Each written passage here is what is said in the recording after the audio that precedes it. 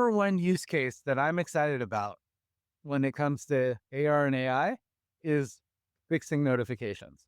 Like literally when I interviewed for this job, everyone asked me, what's the killer AR use case?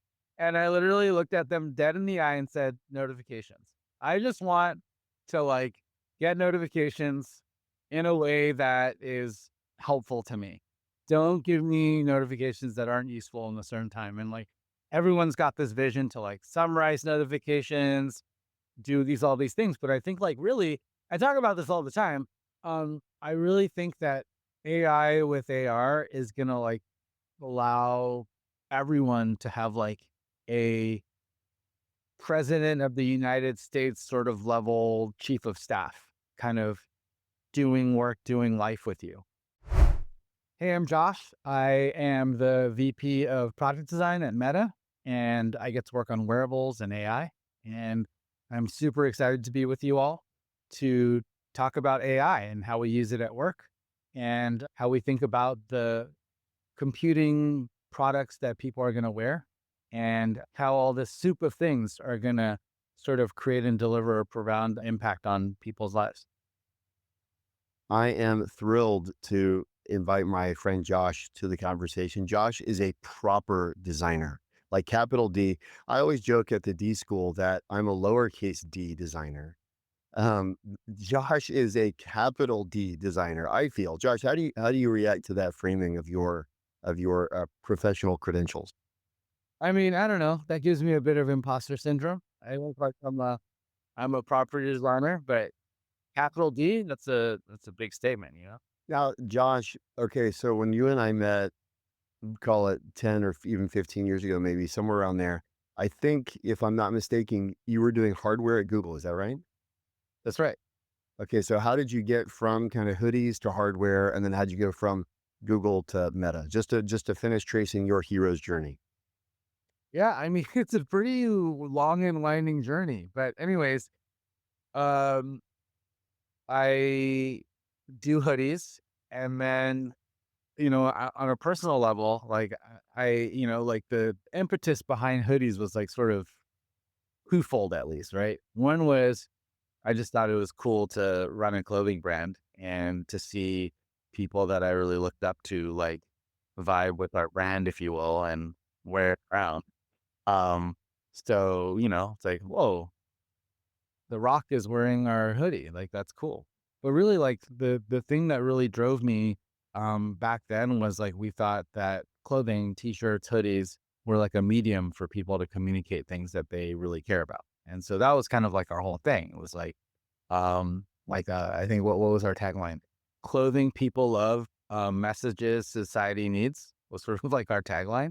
And so much of what we did was about like raising money for causes, raising awareness about issues that were going on, but doing it in like a very graphic forward, like design forward way where it wasn't just the message that mattered. It was like, it looked really cool too.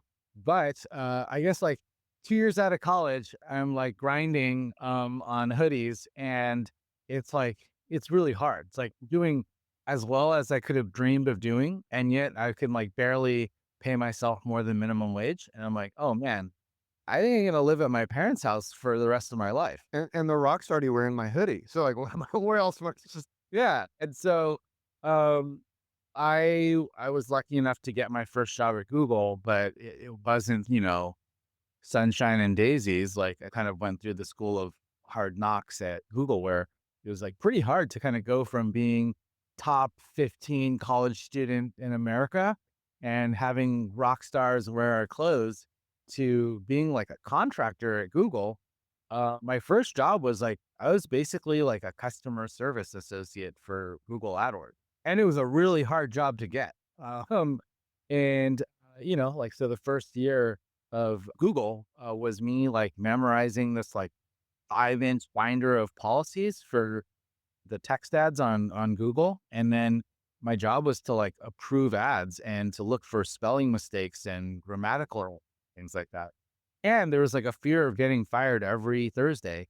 Someone can tap you on the shoulder, do like a quality review with you, and then you can just get fired. Like folks would be like crying, vomiting, like really worried before these quality reviews. And you kind of had to go through this gauntlet. But anyways, like for me, it's like, man, I was like I studied design in college, and so what I would do is like work really hard approving ads for 45 minutes of every hour, and then I'd spend 15 minutes coming up with design ideas, product ideas for Google. Hmm. Kind of how I stayed sane. Just from your own personal kind of time management. It's not that somebody's Yeah. asking you to do it. You just said, "Hey, I'm carving out." In fact, it was like probably sort of like frowned upon. It's like, But dude, you just say it's my 20% time, right? there was no 20% time for contractors doing the approval bin. Let's just put it that way. Um, but yeah, like from there, I like managed to get through that. And then the progression was you go from doing ad approvals to doing email support to doing chat support. And then you get the final kind of thing is you do phone support with Google customers. And that's kind of got how I got my start in tech. And credit to Google, it was just like a really crazy fun time and things were growing like crazy. And it sort of was like once you got your foot in the door and once you became a full-time employee, it was sort of like there's no problem at Google that you can't at least attempt to try to solve. Or at least that's sort of just the feeling of the time. And so even when I was a contractor at Google, I was able to suggest things that made it to google.com. But these are like super subtle things. Like I noticed that the spacing and the I'm feeling lucky in Google search bar were not aligned correctly and the padding around the search box was wrong. And it was like pretty thrilling to make these small tweaks and then see millions, if not eventually billions of people see these like small tweaks you made. And so that was like pretty cool. Even though like, looking back, it's like, oh, that's not that big of a deal. But for me, really big deal. Would you say your kind of 45-15 split, would you say it kind of prepared you? Is almost like exercise for looking for opportunities? Because I'm just looking at my notes here. You said, once I got my foot in the door, there's no problem you can at least attempt to solve. But I think there's always this tension because, like, I've got a job and it's usually not my job to solve this other problem. But it sounds like, I mean, if I'm kind of narrating over your character arc, you had started practicing being deliberate about, making the most of your time, carving out time to do stuff beyond kind of your scope. Do you resonate with that characterization? Yeah, I would say even today, that's sort of like what makes my job most exciting and what maybe gets me in trouble. Too, kind of at the same time, is that the easy version, not easy, but like the safer version of doing my job is to focus on purely just design things. But I Mm. also think like design in general is kind of about problem solving. And I think our work gets most interesting when it kind of butts up against like all the other things, whether it be partnerships and new technologies and different brand collaborations we could be doing. But when you do that, your job it just sort of involves a lot more people, and you have to be a lot more thoughtful and just empathetic about how to sort of connect the dots and work with the right people to make things happen. But that definitely resonates. Like, I think just getting your hands dirty and putting your hands in different cookie jars just helps like the cross pollination of things for sure. Love that. But anyways, continuing the story arc, I get to phone support, which is like the final boss, and then you're supposed to kind of slowly become like the sales executive over time, and you help big companies advertise on Google and use Google's latest technologies to help your company grow. And that's when I kind of like broke off from that and just like had really cool opportunities that I got to jump on. And so then got into like marketing and program management, and then eventually became a product manager. Uh, but at the time, Google didn't really hire designers unless you studied HCI at Stanford or, Carnegie Mellon. And I just, I studied design, media arts at UCLA. And it was like, sorry, we don't understand how that maps to user experience. Um, and so eventually left Google, started my own company, which was like kind of a crazy concept, but it was like a VC fund attached to a co-working space, attached to a design consultancy, design studio. And we did a dozen investments over a number of years, had like a pretty big design team. that both serviced our portfolio companies as well as some selective outside clients. And kind of unexpectedly, a couple years in, Google came knocking and acquired the entire design team, including me, back into Google. And so it took kind of leaving Google to come back to do the job that I actually wanted, but it kind of all worked out. And so that's when I kind of like came back, led a bunch of like enterprise software. So like Gmail, Docs and spreadsheets, Google Drive, and those type of things. And then that kind of led me to like Google Cardboard and AR and VR and hardware. And so it's been really fun. Did you ever get to work on the original classes over at Google? I worked on it. I was not on the original Google Glass team, but I did get to work on it some kind of the years before I left Google when they were starting to look at how the Google Glass could be well applied in enterprise for folks working in factories or folks out in the field. And so, What do you think? I think sometimes when people like yourself have invented these kind of early versions of things that then becomes kind of like more mainstream, but it takes like a few years. There's like a few things that kind of like is obvious now, but wasn't that obvious back then. Do you have any of those that you kind of remember from like the early Google Glass days where, because I think a lot of people now go, oh, it was too early. And like, but I think a lot of us had them and tried them and started to understand how visual language would be when suddenly you had to, like touch your side of your head instead of a mouse and stuff like that. Were there any of those kind of like things that kind of comes to mind? yeah, I mean, the most obvious thing is that, like, coming kind of a bit from like a streetwear fashion standpoint, um, you got to make sure people want to wear it. And you got to make sure that people around you want you to wear it. Right. And I think that's probably the miss, if you will, because like I think in many ways, like the experience on Google Glass for the time was like way ahead of its time. And like it was actually pretty well stitched together. Um, and you can do like turn by turn navigation with the thing, but it just looked crazy, like it just was not a thing you kind of want to be seen wearing, and people around you were really uncomfortable. Yeah, I wanted to hit that point you said people around you because I get the 2 parts. The first part of you gotta make sure you wanna wear it, that makes sense.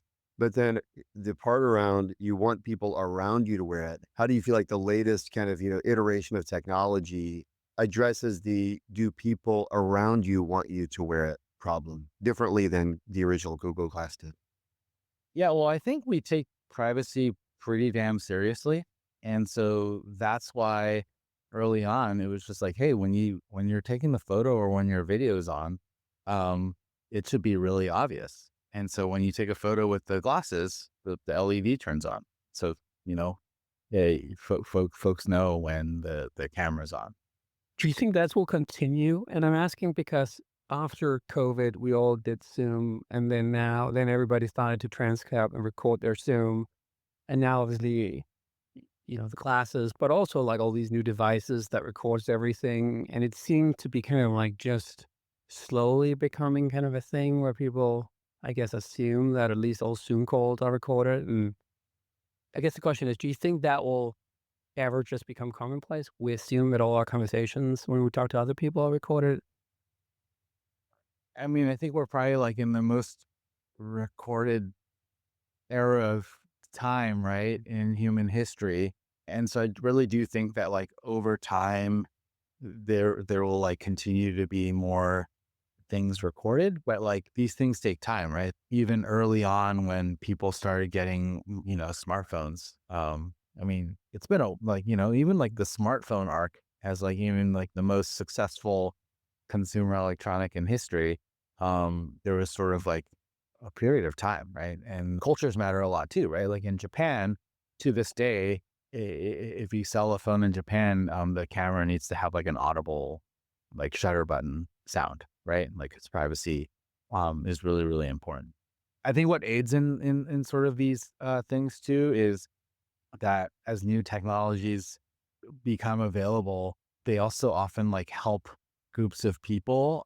So like specifically with our glasses, probably one of our like most fanatic product users are sort of the low vision blind community.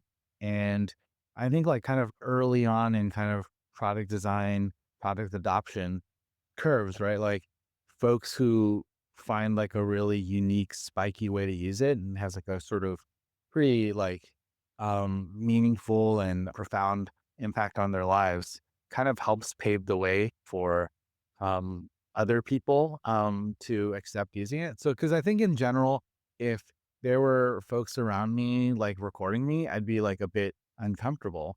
But if one of those folks was someone who was using that recording and technology to help them get through their day or help them get things done, it would be like, hey, like you could have 10 cameras Right. pointed at me. It helps you do your thing. Um, but I think in general, right, it's really important that there's trust and the social cues kind of all exist, right? I do think that as like the utility and the usefulness that you get outweighs some of the privacy concerns, and you do a good job of the social contracting, and you know when someone's recording, you know when someone's not. There's going to be a bit of a shorthand for like, hey, Jeremy, do you mind turning it off for like having a more personal conversation? And, I just don't want that logged. And I think that should be totally okay. So can we get to, I would love to hear how you think, Josh, about the aesthetics, the want to wear, and people want you to wear kind of now that you are building what you described to me, at least, as one of the most complicated, if not maybe the most complicated consumer electronic of all time, right? How Yeah. do you think about preserving the, call it street culture, aesthetic mentality when there's now so much, a hoodie's one thing, the most complicated consumer electronic of all time is something totally different. How do you think about kind of merging those worlds? Yeah. I mean, I think to be clear or to clarify, the thing I showed you, Orion, is like our internal prototype for AR glasses. Um, that's many clicks more complex than the Ray-Ban Meta, though I think the Ray-Ban Meta glasses is like also an incredible feat of design and engineering, right? Because it's like literally it's the Ray-Ban Wayfarers or the headliners, and we managed to put as much tech as we've put into it, and we're really proud of that. But it's really the Orions that, I sort of make this claim that it's the most complicated consumer electronic in history. But I think the question is a good one, and I really do think that um, it's kind of what I shared. It's like does the utility and the usefulness you get out of it outweigh sort of the fashion hit, if you will, for most people, right? It's like you give Orion to a supermodel and they put it on like, hey, this looks good. It's kind of look like my Dior sunglasses, but the average person wouldn't want to get caught dead maybe wearing that, like, unless folks knew like, oh my God, when you put it on, you got this like wide field of view display. You've got AR and AR, like, popping off at the same time and it's doing really good things for you.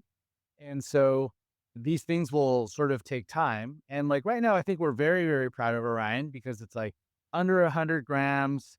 It looks like a bulky pair of glasses.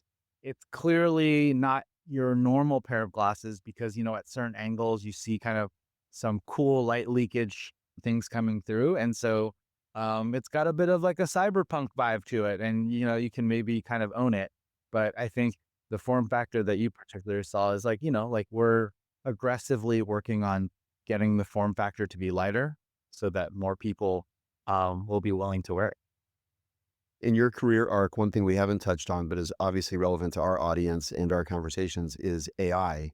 Can you weave AI into your journey? When did it first kind of hit your radar and specifically generative AI? And then are there any kind of early moments of delight you remember going, oh, this is something special? Wow. I mean, I think in when I was at Google, I got like some really early glimmerings of it. Where I don't know, maybe like 3 out of every 10 times you prompted it, you'd get like a pretty incredible answer. And it would almost feel like, oh my God, like, is it like a real being or a real thing? But then 7 out of 10 times it would just like hallucinate and give you like an absurd answer. And so it's like, oh, it's not quite there yet. But I would say like probably, GPT is probably when I was like, oh wow, like it's really progressed. And a really big leap has happened. And like I think we've all kind of been a bit on this journey.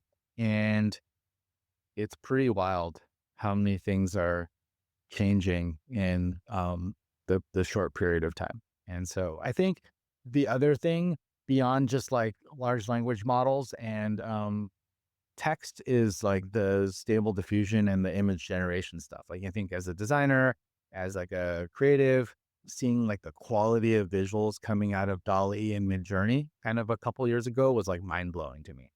And then now the most recent GPT-4, like you basically have like comfy UI embedded at your fingertips without having to do the crazy workflows is also just like kind of unbelievable. Where are you in trying to build like the new kind of worlds that we will live in? So when you have, VR and AR built into the classes, um, let me tell you why I ask. One of the things that I found profound when using the Oculus for meetings were not necessarily that the graphics at the time were kind of like, I didn't feel I was there. But what I noticed was that I had also like the depletion of all other inputs. And so the meetings were actually pretty intense because nobody had their phone, nobody brought their computer, like their email up in front of you. So it was like going to the cinema. Like I was having this conversation with the other person, and there's the only thing that happened because the only thing I could do was to be there. Yeah. And so as you're thinking about these creating kind of like the world that we will most likely live in the near future, right? These worlds that have part reality and part like augmentation on top of it. What are some of the things that you kind of like are most excited about that will emerge? And how do you think about maybe even like creating kind of like a environment that is cool for people to be within because that you're in many ways now creating the imagery that we all will see through, like, being awake every day. Yeah. I mean, that's a good question. I mean, I guess just to go back to Jeremy and the demo you had of Orion, I think the biggest difference between a Quest headset and an Orion is the fact that you're present in the world around you, right? And so sort of early signs of how the physical world and the digital world kind of come together. And so I think that's like a big part of our vision is that like there'll be moments where you want to be like fully immersed, like you were mentioning, and there's like nothing you're doing but the thing you're doing. Um, but I really do see the worlds blending together. And I think the trick for me, our team, the company, the industry, is to like sort of work alongside people's sort of like attention stream, right? Because we don't want to be doing this chat and then I'm doing 9 other things at the same time. Right. But at the same time, it's like very nice for me to like have my phone to my left and be able to be aware of like the people walking by in the office or whatnot. And so I think a big part of the design challenge is figuring out sort of like, well, one, we want to give people control, right, over what's the right kind of like flow of visuals, information, interruptions, and coming up with really good defaults, but also like helping people be able to kind of tune these things so that, I think the last thing you want is for people to feel overwhelmed. But, you're also not going to go very far if like people are just really bored. And so I want to help people kind of find the happy medium. What's that phrase? The devil is in the default. Yeah, I mean, I think I've not heard that phrase, but that definitely does ring true. Um, but also like, like I think there's like a pretty massive spectrum of AR, right? Like AR could be as small as you've got one AirPod in your ear while you're at a museum, and it's like you have your a private docent in your ear, kind of telling you about a history of a work. It knows a bit about your preferences and the things you've seen in the past. You get this like really discreet and awesome kind of experience. And then there's like sort of like full AR where it's like you're in, I don't know, Van Gogh's studio and you're painting painting right alongside him, and your entire sort of 360 world is like, you're in a studio. And so we think a lot about that, right? And so many of these things are um in like getting products to people. There's like cost considerations, there's weight considerations, there's social acceptability considerations, there's power, thermals, um, silicon. And so we think about all these experiences we sort of want to have for ourselves or we want to deliver to people. But kind of along the spectrum, like we have to sort of like intersect technology availability and what people are sort of ready for. And so that I mean, that's what makes this work pretty fun and interesting, you know? How do you think about attention? I want to come back to you said we want to work alongside someone's attention stream. There's a real, I would say, I feel a tension in regards to my attention because I'm sure others have had this experience, but where time kind of evaporates, where you go, I did not mean to be watching YouTube, shorts for 45 minutes, and now it's like I actually wanted to go to bed, but then Or like my amygdala got hijacked, right, or whatever. Um, wow. and so there's this weird thing of like, what do people want? What do they need? And I think in a more immersive, more blended world, I think I fear in some way my inability to control, what I want and what might be good for me. I have to do increasingly kind of savage things like leave my phone outside of the room to be able to go to bed at night, things like that. And I just wonder about in a world that's increasingly integrated, how we uh, give users or customers the control that you use that word control, like the control they need versus the control they want. I don't exactly even know what the question is, but I think there's probably lessons from call it the social revolution Yeah. about unintended consequences of, things that we thought people wanted, but actually resulted poorly. How do you think about all that? Yeah, it's a really good question. I mean, I think like a human's attention is actually like pretty narrow. And I also think the attention spans of each individual person is also pretty different, right? Just kind of like depending on how you're wired. And I don't know, like I think in many ways, like that's the job, like for us, right? Like I think as designers, our job is to sort of like choreograph attention almost. Um, and it's sort of a skill to like be empathetic to how a person's going to be experiencing the things that we're doing and how that like sort of intersects with like the life they're doing, the specific task that they have and that they're trying to get done. And so I don't know, like we take that responsibility really seriously, right? Like in many ways, like I don't know if any of you have watched the hyper reality video. It's like this. It's this YouTube video that a group of designers made called Hyper Reality. I think there's this guy named Keiichi Suda. You can look it up. But it's like really scary. Basically, like it's Black Mirror kind of vibes. You put on glasses and your wearables, and it's sort of like what, 2030 is going to be like, where you're just getting bombarded with digital things. And in order to unlock a 50-cent coupon to buy the broccoli in the grocery store, you got to like collect 7 coins by watching ad. It's like everything is just like you're like, It's the worst possible version of the future. worst possible version. But it's like I think it's been like a powerful cautionary tale for technologists, and like I think especially designers, like we get caught with that. And so like I don't know. I like whenever I'm reviewing designs, whenever we're like looking at what features we should launch, like I kind of have like hyper reality video. You're kind of going that's part of the criteria. Would this make hyper reality? If so, please reject.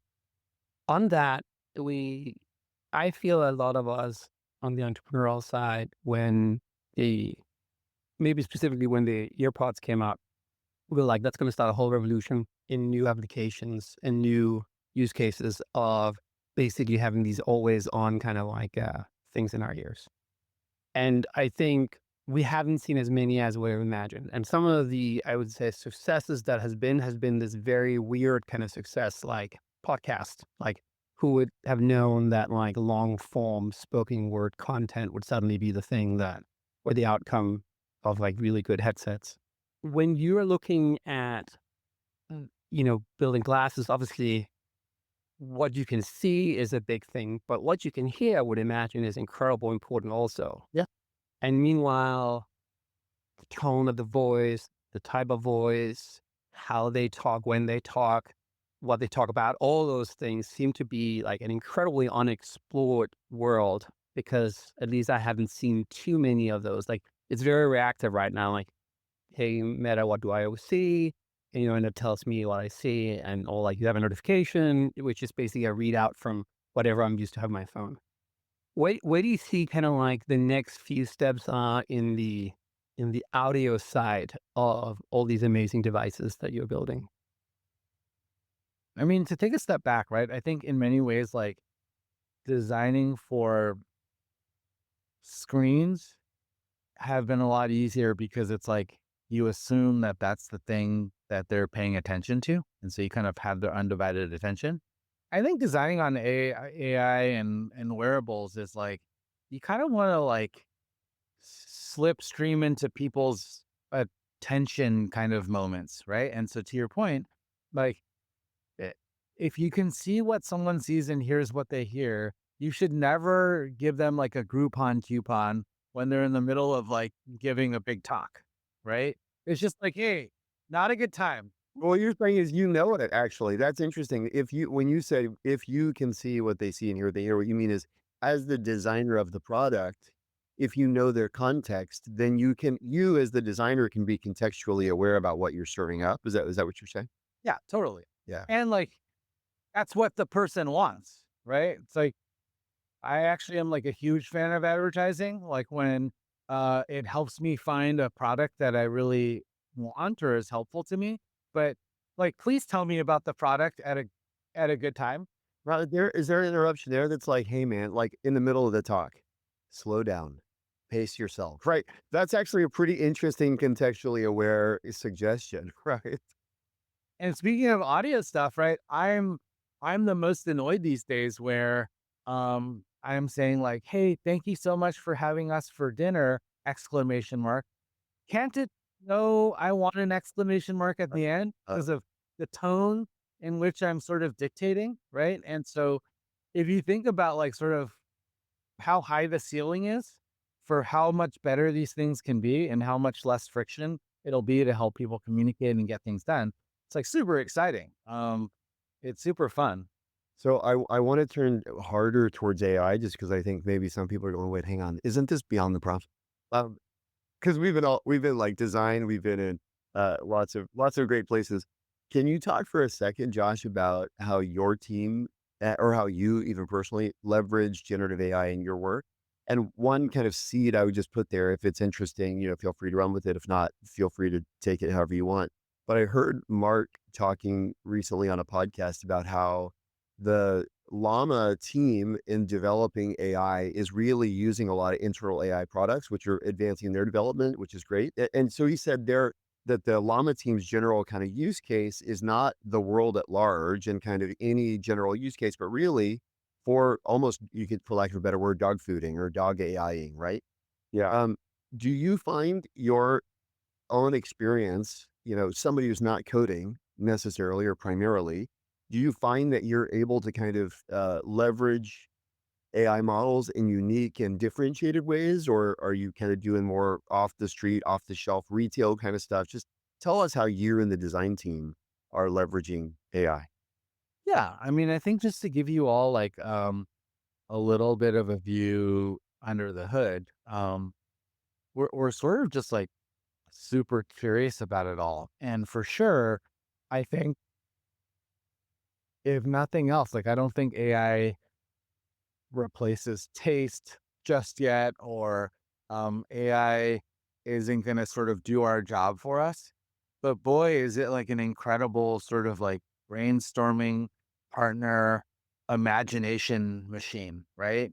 Um, and don't get me wrong, I do think like AI also does like quite a bit of like speeding up of some of the more repetitive tasks or even some of like the early steps of design tasks, right? Like I think, you know, 9 months ago or a couple years ago, concept artists were like a pretty big part of our process, right? Because it's like before you actually build the glasses and spend tons of money on building glasses, might be useful to kind of sketch out like in what situation people would use this, when they would wear it, how it would all work. And storyboarding was like kind of like a big part of our thing. Um, and like in many ways, like, sort of the need to like rely on a human to do the storyboarding work has like kind of evaporated and vanished. But as a result, it's like almost every designer is unblocked to be Right. able like do the quick pre-visualization in scenarios. Um, Do you happen to have a good prompt that you use normally? Like, you were to like just, hey, I had this idea of like you do something with whatever. Do you then just literally, write your mind, or do you have like a little bit of a process that you normally go through? yeah, I mean, I think like it used to be when we were trying to get good concept art, the prompt would be like half a page long. And now I feel like you can just like go and type like 7 words, right? Like, for example, we sometimes use it just to like sort of simulate what future devices might look like. Um, Sometimes it's just like, hey, imagine a person in a library reading a book. AI helps them suggest other books that they may be interested based on the research project they're doing or whatnot. And just that is like enough for us to get like a few rough visuals to kind of then sculpt into like a kind of a keyframe of a storyboard that's like useful. There's a phrase here, Josh, that you'll like. Shout out to former podcast guest Bryce Shalamel, who's the head of AI at Moderna. And one thing he mentioned, which I really like this quote, he said, "The end is the beginning." And you think like if I think about storyboarding, right? And you said the need for a human storyboarder has evaporated. Well, by this, and some people might say, "Oh no, poor storyboarders," right? But the other hand, everyone's now effectively capable of crafting storyboards, right? The accessibility. And Bryce gave the example of chess, right? When AI, beat humans, they said it was going to be the end of chess. And the truth is, it was a Cambrian explosion of grandmasters and new moves and understand, and there are more people playing chess than ever before, and the end is the beginning. And I wonder if there are lots of areas like storyboarding where you go, what used to be this very niche kind of ability is now actually democratized in a way that advances the craft. Yeah. And also, um, I think it's really important to note that it's not like, oh, poor storyboarders, they don't have jobs anymore. In fact, I think the storyboarders are like having an awesome time, right? Because they have spent decades of their life honing a craft to like get a lot of information with very few strokes on a piece of paper. And I think like they're way more well equipped to use AI to like create and deliver like incredible narratives and visuals. So I think like they just don't have to sit in front of a page and, sort of rock out on like a piece of paper as much, even though I'm sure they still use that skill. They're super well like equipped. Like think about just who are the best AI prompters right now for video or for photography. It's like folks who were photographers. There's this really beautiful test ad that somebody did for Volvo, where you see this kind of like Volvo drive through kind of like a town, and then all these flowers kind of start to bloom wherever it drives. And then I kind of like try to figure out who made it. And obviously, it's like a guy who normally makes car advertising, right? Because obviously, you can't just make a cool ad for Volvo. You have to be like, first, I need this image doing this specific thing. You have to be actually pretty good of articulating what is it that you see for your inner eye, which is what I'm sure storyboarders do well. Totally. I think that's actually it's a hugely affirming idea. I've kind of been floating around with it in my head, this crystallized it in a new way. And so I just want to put a point in it. For listeners, your expertise is not irrelevant. It's your differentiation. Uh-huh. And it's what enables you to get differentiated output out of a collaboration with AI.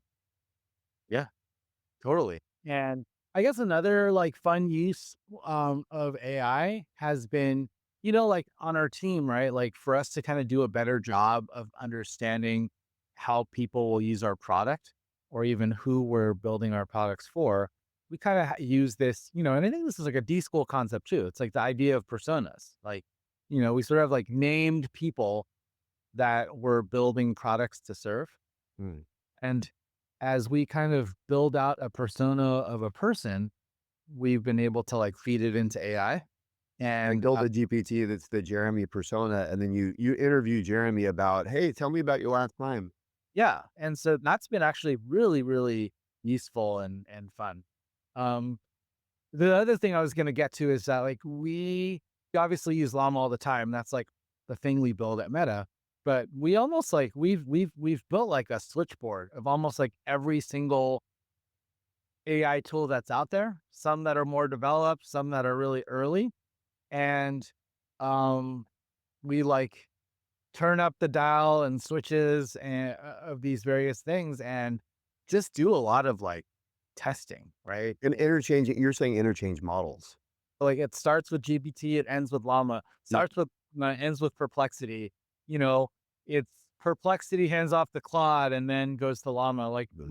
we're playing with that all the time because I think the models all have like a very they all have things that they're like particularly good at. And so a lot of what we do is like, try to exploit the spiky strengths of each model to kind of like get the best kind of end user experience during our kind of prototyping stages. Are there interesting spikes that you've observed between different model capabilities? I think like right now, Claude is like probably the tool of choice for um designers in terms of like its ability to generate UIs. Whereas GPT like 4.0 is like really good at sort of like reasoning about things in a pretty impressive way. Um the other thing that like and there's a bunch of models that do that, but, like, I think, like, one thing that has been also really useful is just, like, using AI for, like, rapid, deep research. And, we kinda, like, have a bunch of models compete with each other. Yeah, I mean, just on the deep research front, Josh, the way I think about it is, just take three deep research tools: Gemini deep research, Yeah. ChatGPT deep research, and Perplexity deep research. And I know because I've heard teams talk about it. The Gemini's goal or deep research goal is basically to obliterate the $1 million McKinsey research project. It's like it's a 5-person team at Google, and their job is basically to get rid of the $1 million consulting research. Um, I the way I see it is I in parallel can commission a McKinsey team, a BCG team, and a Bain team. And I commission them all at the same time. They all come back to me within 10 or 15 minutes. And then I mean, what would have taken a month for a world-class consultancy, granted, perhaps it's not quite to the same level, but it's close enough that I go, if I can go make coffee and come back and it's on my desk, Yeah. that's pretty and to your point about kind of interchanging models and seeing, there's 0 cost in terms of user cost, to commissioning, parallel experiments and seeing which one delivers a result either that's particularly useful to you or particularly inspiring or thought-provoking, whatever it might be. We now have more ability than ever to kind of commission parallel experiments, which is incredibly valuable. Yeah, and I think, um, one kind of unexpected thing too is, like, I was kinda joking that, like, AI hallucinations are sort of like the new D-School random word exercise, or, pick your favorite kind of like, um, explode a bunch of ideas and look for random associations. And I think that like in many ways, like sometimes like a good AI hallucination is sort of like the seed crystal of some new idea or a new direction. I was like, oh, that's like way off from what I was looking for, but I can sort of see what it was trying to do. And that's like an interesting thing to kind of pull on Yeah. and Yeah. do more about. And so I think like that's been kind of a really fun thing to notice as well. I think hallucinations are what we call creativity among humans. Creativity is hallucination. And in models, we see it as a bug. In humans, we see it as a feature. There's a great New York Times piece, maybe we can link it in the show notes, about a Nobel Prize that was recently awarded, I think, in chemistry. And it actually came from a model hallucination. That's actually the seed of the idea. Yeah. I have a last question for you, Joshua. When I was watching, as I was preparing for this conversation, a interview that Mark did, and one of the things that he was pointing out why things might move not as fast was because of the hardware constraints, right? Like on the AI side, I think he was specifically talking about like, before that you can get to these new models, you need to build like, big centers and assemble CPUs or like, well, not CPUs, but like you have to assemble all these different things. And so with AI, of course, these days, you feel every morning you wake up, there's like a new foundational model release and like it can do something new and it's pretty incredible. You, however, with glasses, like you have to bend metal and you have to do all the heating and you have to like get it manufactured and all this stuff.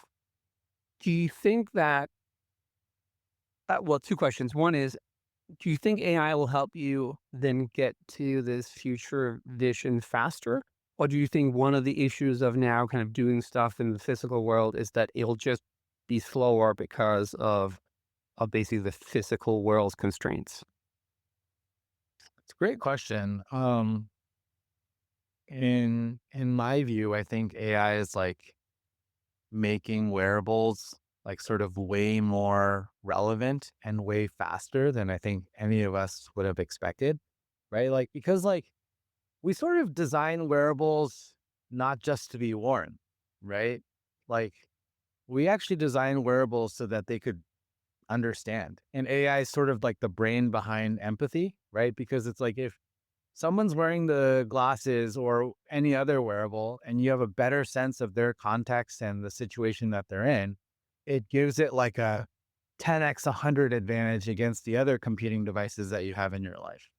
Um, and we kind of used to think that like, oh, to get people to wear glasses, you got to give them like HD big screen TV. You got to blend the digital world with the physical world perfectly for it to be worth their wear.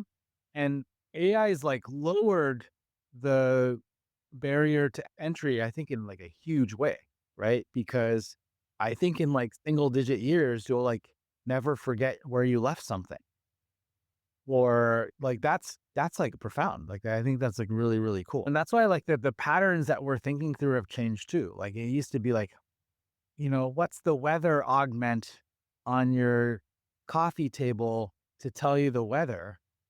And really like that's really cool and it's gonna be a thing. But really the thing we need to nail is like to figure out how to say, hey Henrik, hey Jeremy, I like have something for you that might be useful to you in a non sort of disruptive kind of way. I mean, just to your point for earlier, it's super uncontextual right now, right? It will basically disturb you when whatever your phone tells you to disturb you, right? Like it does not know that I'm, like hugging my wife goodbye, leaving for a 2 week business trip. Yeah. To your point earlier, Henrik, I don't know if you know this, and maybe you did a good deep research on me or something, but like the number one use case that I'm excited about when it comes to AR and AI is fixing notifications. Like literally when I interviewed for this job, everyone asked me, what's the killer AR use case?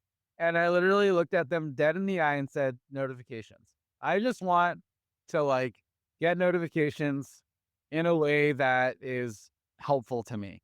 Don't give me notifications that aren't useful in a certain time. And like everyone's got this vision to like summarize notifications, do all these things. But I think like really, I talk about this all the time. I really think that AI with AR is gonna like allow everyone to have like a president of the United States sort of level chief of staff kind of doing work, doing life with you, where there's like a 3-minute gap between meetings, right? Where you're talking to the prime minister of a country, and then 3-minute gap, and you're completely context switching to meeting the CEO of like the big oil company. And it's just like in those 3 minutes, like what do I need to know? Like what do I need to know about the next meeting I have?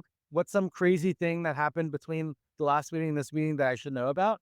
And like I think AI has like the ability to give that superpower that usually only like a few people have access to everyone. Dude, you literally are reading my mind, Josh. You're reading my mind. I've been saying recently, I have a lifelong fixation with Winston Churchill and how he was able to dictate his national addresses from the bathtub because he had this assistant who had all of his context, who knew all of his speech history, who knew the audience and his intentions and objectives.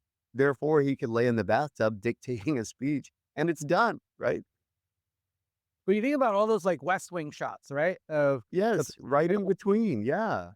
and all these people scurrying with papers to like, you got to sign this. Like, we need you to do that. You're just like, go back to those clips on YouTube and imagine like all those people scurrying around with the papers. Are like you got an earbud in your ear and it's telling you exactly what you need. You can ask it questions. And I think it's like pretty awesome. It's an incredible view of the future, and as you said, I don't think we're too far off. That is the perfect close, my friend. Okay, so, Henrik, first of all, I love inviting friends to this show just to get to hear their stories because 'cause I've known Josh for, like, 15 years, and I learned parts about his hero's journey that I had never known before, so it's just super cool, super fun. I feel like we covered way more ground than even I was hoping we would get to cover, so I'm super delighted. You obviously just met Josh for the first time today. What stood out to you? I mean, like I had when you say this, there's one thing that actually stand out to me, and that is just how incredible it is for you guys to be an environment in San Francisco where a lot of people kind of randomly know each other, and there's so many people that do so many interesting things that you know, like I'm very happy that I and just the audience too can kind of like tap into the people that you happen to stumble into. On what he was saying, there's three things that kind of like made me that I wrote down, which I thought first is like really blown away by this whole concept of how we'll have to design audio experience much better than we have and how little actually innovation that has been in that. And so most audio right now is basically you talking to an AI model and it says something back. And increasingly it obviously says it back like a human. But as we were talking about in the conversation, this idea of talking in the right way at the right time is kind of like very important. So that's the second one, I think, from audio going into being context aware. I mean, like, to Josh's point, like, they have, like, you have glasses that can see stuff, but still, those systems don't seem to be connected yet. Mhm. And so any glasses or any devices, the Ring or whatever, will just notify me, even if I'm running late to the plane, they'll be like, "You got a notification. Somebody liked your podcast." Like, Right. obviously, clearly not now. And so I'm late. and so, you're doing a big presentation, and then it goes like, your Your mom mom. ringing. So I think that both like what's going to happen in audio and what's going to happen in context awareness is kind of pretty nascent kind of spaces, and it's just like so fascinating to hear a little bit more about that. And finally, I mean, like I obviously drank the Kool-Aid on technology, and I love this thing, but I think as much as a lot of people think of technology companies as evil. I'm always struck by how kind and thoughtful and human a lot of the people that are designing these projects are. And so, Ugh. who am I to say? But when I hear somebody like Josh talking about how he's inventing this thing that you and I and the audience and probably our kids at one point is going to wear, I feel a little bit slight sense of comfort because he doesn't seem to be somebody who kind of thinks, I'm just going to think about like the way that I can shove more ads into Henrik's face. Yeah. I realize that there's a business model and there's like structural things that create like other things, but at least, like the person sitting and drawing is somebody that just came across as a very earnest, very kind, very thoughtful soul that is designing something to make life better, not something to increase the share price. Yeah, that's great. Yeah, highly considered individual for sure. And folks didn't hear this part because it was off air, but one thing that Josh said as we were wrapping is the job of a designer is to make people's lives better, and I agree. I can attest for sure to his sincerity in seeking to do just that. To me, one thing I loved was this conversation had a little bit for folks young and old, you might say. I think on the young end of the spectrum, taking a page out of Josh's playbook of one purpose, leading with purpose and his fashion brands, even having a mission and a message, a social message, et cetera, I think is great. But then also just the tactical thing of, hey, 45 minutes, do your job. In 15 minutes, find things beyond your job that probably need to be done. I thought that is a hack that literally any intern day one could take really seriously. Sure, you might be under the gun, so to speak, to every Thursday, people are really concerned about whether they're going to be fired. You know who's not going to be fired? Is the kind of person who's doing their job in 75% of the time and then spending 25% of the time solving other problems. That person's never going to be fired. And another thing on that specific point, when I also, that's been my experience when I've worked in big companies. If you have something that needs to change, if you notice something, like if you notice that like the pattern in the search bar, spacing in the search bar is not right, nobody's going to get angry at you for pointing it out in a polite way. Really? And so I do also think that seems to be like a good kind of like takeaway of like, if you can up with some way to add value, people will listen. You don't just have to sit there and like draw in your own sketchbook. Yeah. Yeah. I thought that was really great. Anybody could take that. And then I think I said young and old. I think for older folks, kind of a newer obsession to me is this idea that experience is a meaningful advantage with AI. And the commentary, the discussion about storyboard artists, that their expertise isn't irrelevant now. Their expertise is actually their differentiation, how they're able to achieve differential outputs out of a language model. And I would say, if you've got expertise, don't be afraid that now it's commoditized. Now anybody can create a storyboard. No, you are uniquely equipped to get spectacular storyboards out of AI in a way that I'm not, because frankly, I've never made a storyboard. I have no idea how to make one, or I don't know how to prompt for it, right? So that was super cool. The other thing that I thought was really great was just the idea around hallucination, sometimes being a feature and sometimes having a kernel of a great idea. And we know this in creativity, right? In the episode we did with Devin recently as well, like randomness and fun and unexpected angles are all a part of the creative concoction. And hallucinations sometimes deliver kind of amazing nuggets and kernels of possibility. I really think that the last thing you want is a model that never hallucinates. And so folks shouldn't be trying to get, if you're primarily working in facts and trying to ground your process in fact, perhaps find a tool that's a fact based tool like Notebook LM or Perplexity or something. But if you're looking for, but I would say most of us aren't looking for facts. Most of us are seeking to explore and imagine and interpolate and extrapolate. There you need hallucination. And I just think that's become like the H word in companies, and I wanted to bring hallucination back to its proper esteem. And then the last thing that stood out to me, or at least here in my notes as I'm just looking down, is this idea of the assistant.